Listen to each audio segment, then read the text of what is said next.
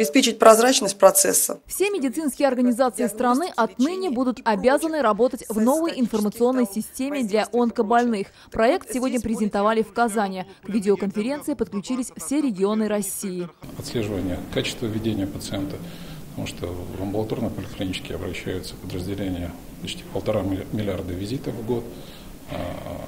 Через стационары в стране проходит более 30 миллионов госпитализаций в год. Поэтому это большие объемы, и должны быть системы, которые позволяют невыборочно по каждому, не выборочно по пациентам смотреть качество ведения, а именно устанавливать определенные автоматические системы, критериальный подход. Онкологию стали выявлять чаще, отчасти благодаря коронавирусу. Во время массовой компьютерной томографии легких врачи находят не только последствия коронавируса, но и злокачественные опухоли. Компьютерная томография считается исследованием высокоточным и с высоким разрешением.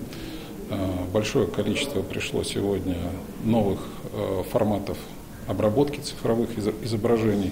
Поэтому, конечно же, проводя через компьютерную томографию, выявляются и ряд заболеваний, которые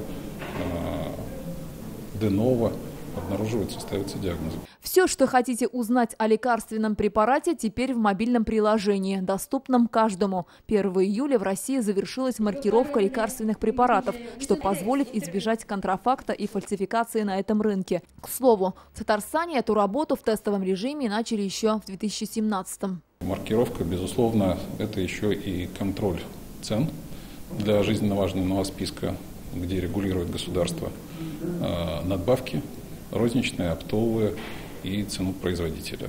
В июне в Татарстан поступило лекарство от коронавируса Афивавир. Оно, кстати, тоже промаркировано. А массовую вакцинацию от ковида планируют начать сразу после завершения клинических исследований. Первыми станут люди из группы риска. Контингенты, которые в первую очередь должны прививаться, это группа риска, которая сегодня имеет высокий риск заражения новой коронавирусной инфекции, и безопасность их для выполнения своего служебного долга является важной составляющей. Поэтому начнется, конечно же, в первую очередь те, которые наиболее подвержены риску. Но это медицинские работники и ряд других служб. Министр высоко оценил и работу татарстанских врачей, и в целом уровень медицины в регионе. Сегодня медицинская служба Татарстана очень достойно выглядит на территории Российской Федерации.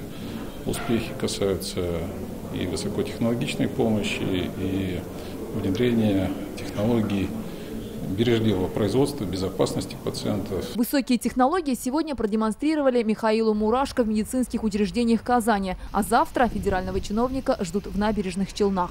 Фируза Мазитова, Ринат Сафин, ТНВ, Казань. Наша рука помощи вашему бизнесу. Антикризисные предложения. Телефон 843 5 705 100. Көтелмәгән кунак көттөреп кенә интернет челтәрләренә дә килеп җитте. Хәзер бу фильмның барлык серияларын ТНВ.ру сайтында карап була.